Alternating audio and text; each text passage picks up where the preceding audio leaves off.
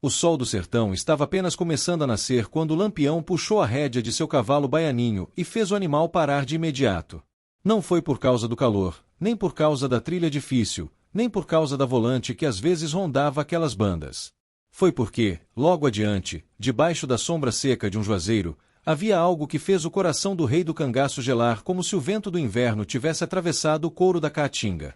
Lampião desceu devagar, puxou o punhal para iluminar o caminho estreito e caminhou até o vulto caído no chão. Não era normal ver alguém parado ali. Ainda menos normal ver alguém imóvel, com o rosto virado para o pó.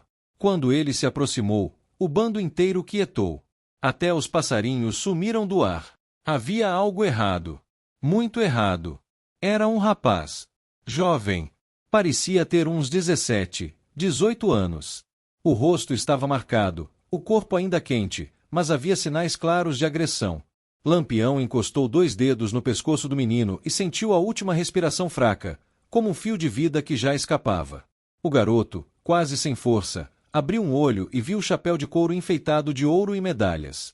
Ele entendeu, no último instante, que estava diante do homem que o sertão temia e respeitava.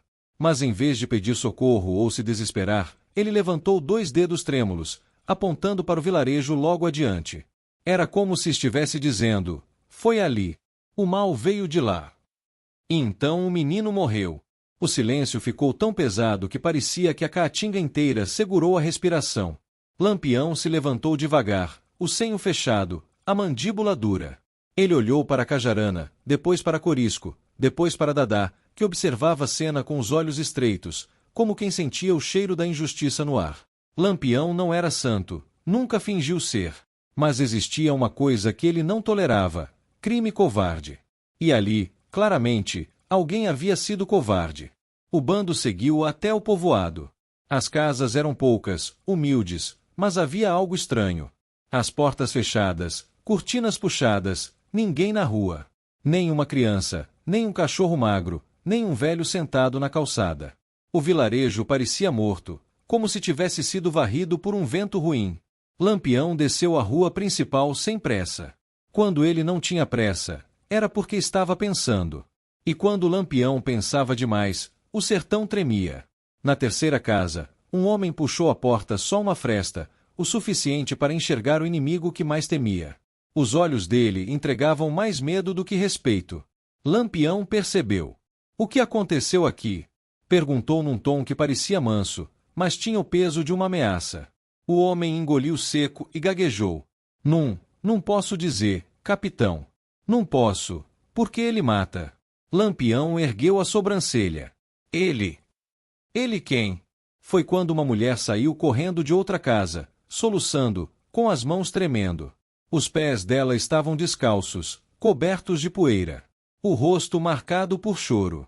Ela se ajoelhou no chão diante de Lampião, sem nem pensar se aquilo podia ofender o cangaceiro. Capitão, moço bom, mataram ele porque se negou, ele era só um menino, capitão, só um menino. Lampião fez um gesto para que ela respirasse fundo. Ele queria ouvir cada palavra. A mulher contou. E o que contou fez o bando inteiro ficar imóvel. O chefe daquele povoado não era um coronel, nem um vaqueiro poderoso, nem um político. Era um fazendeiro endinheirado chamado Sinésio Brandão. A fama dele se espalhava como seca. Era cruel, arrogante, dono de terras e de vidas. Gostava de tomar à força o que queria, fosse terra, fosse gado, fosse dignidade. E recentemente havia colocado os olhos numa moça do povoado. O rapaz morto era o irmão dela. O único que teve coragem de enfrentar o coronel e dizer não. Por isso, foi amarrado num tronco, espancado, arrastado e largado na estrada para morrer sozinho, como se fosse um bicho sem dono. Lampião escutou aquilo sem piscar. Ele não interrompeu nenhuma vez. Mas a mão dele apertou o cabo do punhal com tanta força que fez render o couro da bainha. Quando a mulher terminou o relato, Dadá já estava com os olhos úmidos de raiva. Corisco rosnou um palavrão. Cajarana respirou fundo. Mas Lampião permaneceu quieto. E quando ele ficava quieto demais, era porque o castigo já estava decidido. Sem falar nada, virou o cavalo e começou a cavalgar na direção da fazenda de Sinésio Brandão. Os moradores olharam uns aos outros. Alguns se benzeram. Outros rezaram baixinho. Sabiam que o inferno ia se abrir naquele dia. E o nome dele era Lampião. A fazenda de Sinésio era grande, cercada por cerca nova, cheia de gado gordo e soldados pagos para proteger o dono. Mas nada disso importava. Nenhuma proteção era forte o suficiente quando a justiça do sertão vinha armada. O bando se aproximou com calma, como se estivesse só passando. Lampião nem levantou o punhal. Ele não precisava. O que fazia medo não era a arma. Era o olhar dele. Um dos capangas de Sinésio gritou: "Ei! Quem são vocês? O que querem aqui?" Lampião puxou a aba do chapéu e respondeu: "Vim conversar com o dono dessa casa." Só isso. O capanga riu. Riu alto. Riu da maneira errada, para o homem errado. Ele gritou de volta: "O patrão não fala com cangaceiro. Se quiser falar, vai ter que." Ele não terminou. Porque o tiro de rifle que Corisco soltou atravessou a porta da fazenda e fez o capanga cair para trás, como um boneco de pano.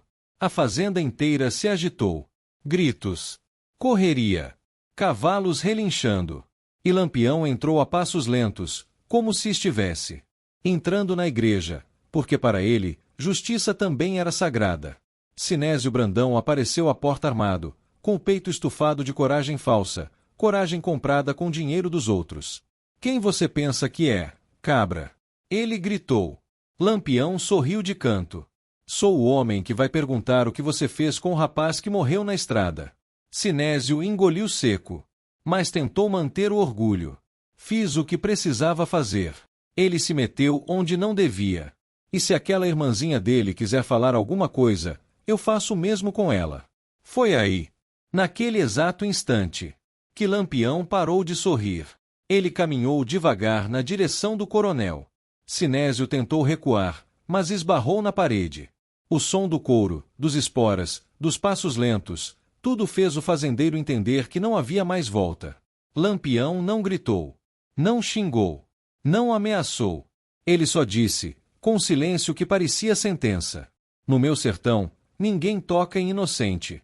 O coronel tentou levantar a arma. Mas Lampião foi mais rápido. Um golpe. Único. Preciso. O punhal atravessou o ar e acertou o homem no peito. Sinésio caiu sem dizer mais nada. O bando ficou em silêncio. Lampião ficou parado, olhando para baixo. Não parecia satisfeito. Também não parecia arrependido. Ele apenas afirmou: "Agora sim. A justiça foi feita." Mas não acabou ali. Lampião voltou ao povoado. Levou o corpo do rapaz, colocou no centro da praça e pediu que todos viessem. E vieram, tímidos, com medo, mas vieram. Lampião fez questão de velar o corpo do menino injustiçado. Mandou acender velas, mandou rezar, mandou cantar bendito.